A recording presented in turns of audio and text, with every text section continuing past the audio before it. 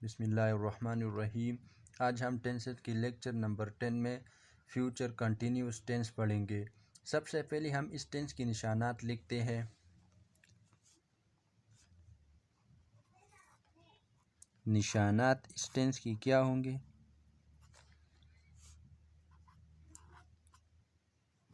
रहा होगा, रही होगी, रही होगी और रहे होगे। ये फ्यूचर कंटिन्यूस टेंस की निशानात है। फिर निशानात के बाद हम इस टेंस के बनाने का तरीक़ाकार लिखते हैं। बनाने का तरीक़ाकार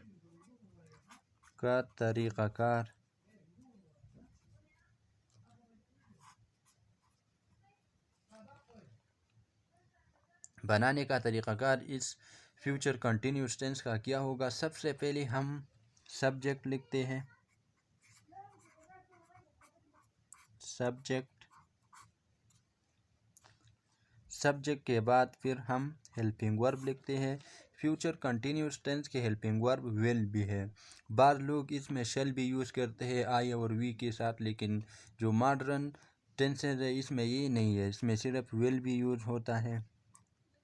हेल्पिंग वर्ब के तौर पर हमने विल भी यूज़ करना है। इसके बाद verb first form plus ING, verb first form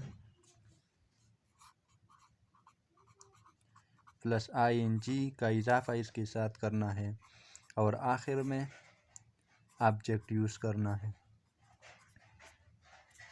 तो ये बनाने का तरीक़ाकार हो गया। अब हम इस फ्यूचर कंटिन्यूस टेंस की एग्जाम्पल लिखते हैं। इसकी एग्जाम्पल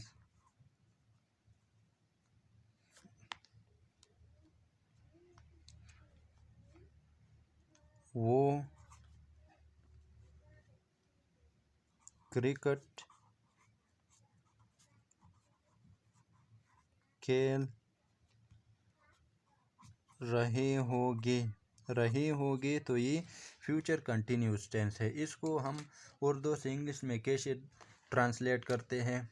तो इसके ट्रांसलेट करने का तरीक़ाकार क्या है? सबसे पहले हमने सब्जेक्ट लिखना है।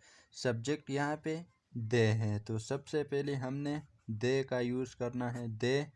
उसके बाद विल बी, हेल्पिंग वर्ब के तौर पर हमने विल बी यूज़ करना है, दे विल बी। उसके बाद verb first form plus ING, तो प्ले और उसके साथ ING का इजाफा, they will be playing cricket. इसी तरह एक और एग्जाम्पल,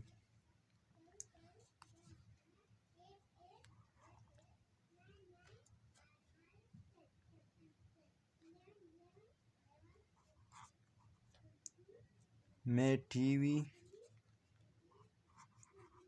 देख रहा होगा। तो इसको हम कैसे उर्दू से इंग्लिश में ट्रांसलेट करते हैं? सबसे पहले हमने सब्जेक्ट लिखना है आई, उसके साथ will be, I will be, verb watching और ING, I will be watching TV. इसी तरह एक और एग्जाम्पल, हम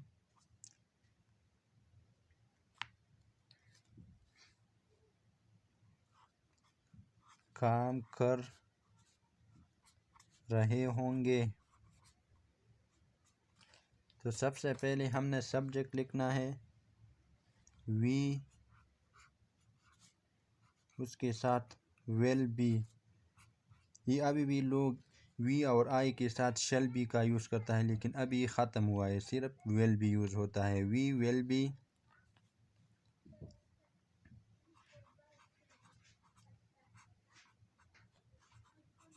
वर्किंग। तो ये तो पॉजिटिव सेंटेंसेस हो गई। अब हम फ्यूचर कंटिन्यूस टेंस की नेगेटिव सेंटेंसेस को कैसे उर्दू से इंग्लिश में ट्रांसलेट करते हैं? नेगेटिव सेंटेंसेस,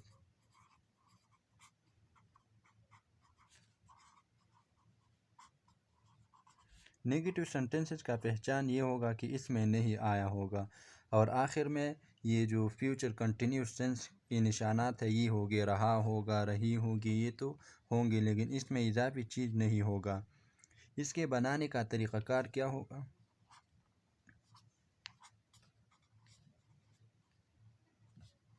बनाने का तरीक़ाकार इसका क्या होगा? तो सबसे पहले हमने सब्जेक्ट लिखना है।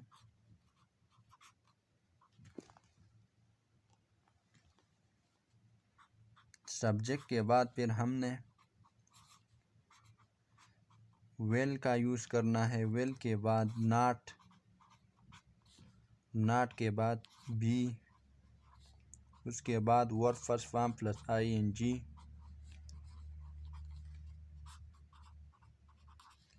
प्लस आईएनजी और आखिर में ऑब्जेक्ट।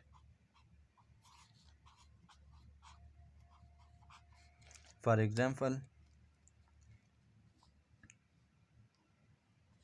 वो खाना नहीं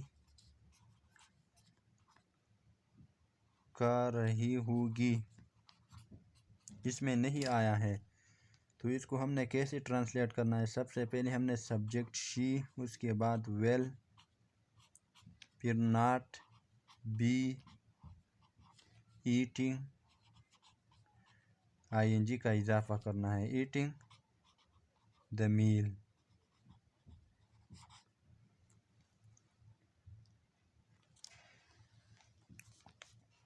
एक और एग्जांपल, मैं नहीं गा रहा होगा, तो इसको हमने कैसे उर्दू से इंग्लिश में ट्रांसलेट करना है? सबसे पहले आई, उसके बाद वेल, वेल के बाद नॉट, आई विल नॉट, उसके बाद बी, फिर verb first form plus ING, I will not be singing.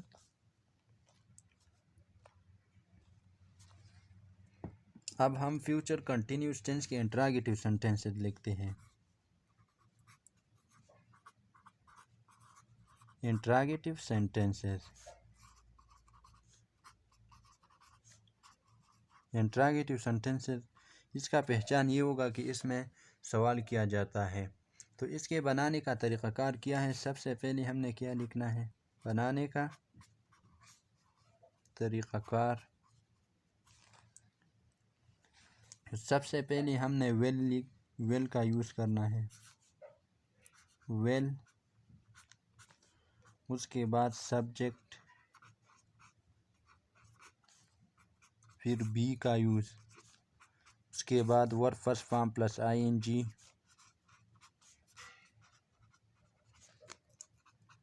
और आखिर में ऑब्जेक्ट, और सबसे आखिर में साइन ऑफ इंटरोगेशन।